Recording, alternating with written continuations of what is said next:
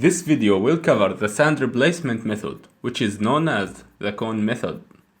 The aim of this test is to determine the compaction characteristics of the given soil on site.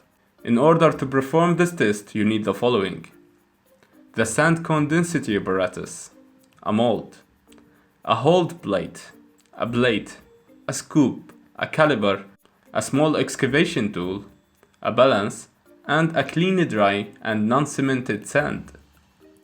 First, you need to obtain the bulk density of the sand.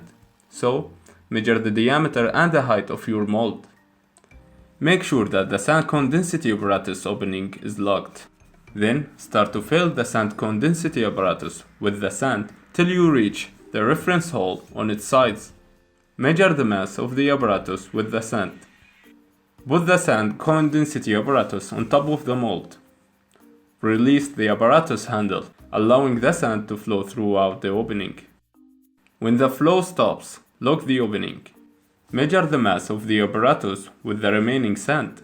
Remove all the excess sand on top of the mold. Measure the mass of the mold with the sand. Now you can obtain the bulk density, which we will get back to it in the calculation part.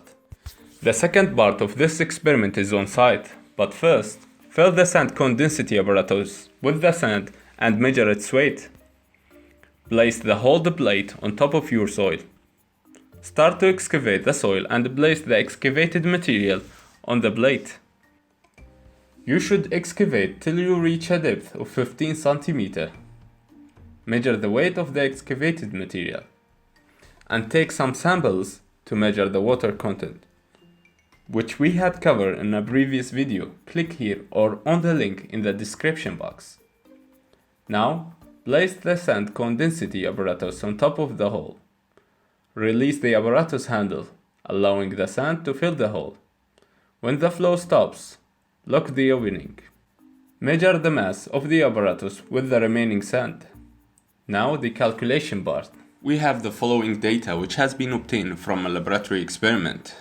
First, we need to obtain the bulk density of our sand. Write equal, then select mass of the mold with the sand and subtract it from mass of the empty mold. Put them in parentheses